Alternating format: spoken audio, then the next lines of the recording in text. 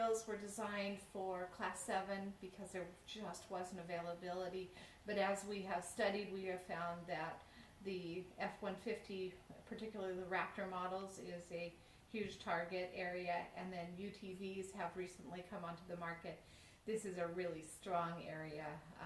The quantity of our UTV drivers out there is in almost 700,000, and each one of those takes a minimum of 4 wheels. The customer segment, like I mentioned, is race vehicles. They were our evangelist Raptors, and then UTVs. How we plan to get customers is by sponsoring a couple of race vehicles or contingency programs. Usually a race driver will race, put a sticker for the company on their truck, and then you pay out a token amount when they win a race. Distribution channels, manufacturing, all the way to delivering them to the truck is a very, not too complicated of a project. First you CAD design the wheel, then they are tested to make sure that they're strong enough in all the areas. Then they take a block of aluminum, and that is forged into the first process, and then it goes to a CNC milling machine where it is put down into the finished wheel. Then direct marketing, we don't need a retail location because of the type of customers are all over the United States, and they use internet to find their sponsor or find their products. Also contingency, which is when the racers go through a visual check of each vehicle. Sponsors are set up to sell their products there or to get customers that way.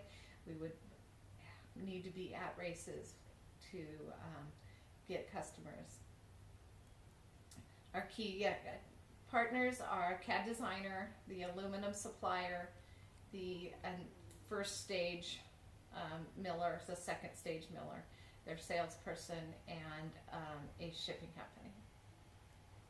Our key resources are, again, our CAD designer, the aluminum, and the CNC machine. Key activities would be determine what sizes.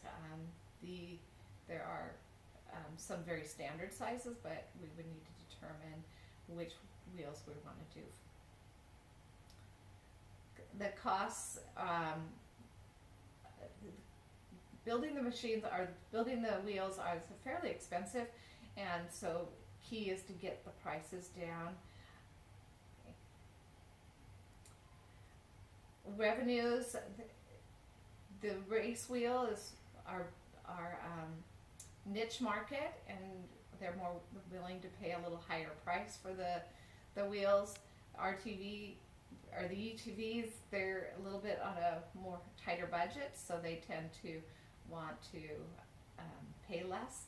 So we have to be careful in a balance between the cost and sale on those. But it is a bigger market.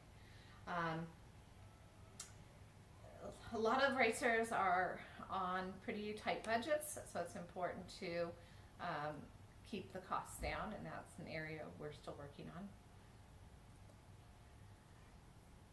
The racers often want to get everything free because they think they're helping a sponsor out, so we need to make sure our prices are very competitive with the big manufacturers. When I first started interviewing, I was expecting that we have a local company that we have used in the past to do our forging, and have found through a relative that lives in Detroit that the jobs are more plentiful there, and it'd be cost effective maybe to ship out to California, which was a surprise to us, and kind of one of my pivot points. The business environment, currently there are several big wheel manufacturers that have a large following and whatnot, so we need to hit the fact that ours is a lighter weight and that it is a stronger wheel.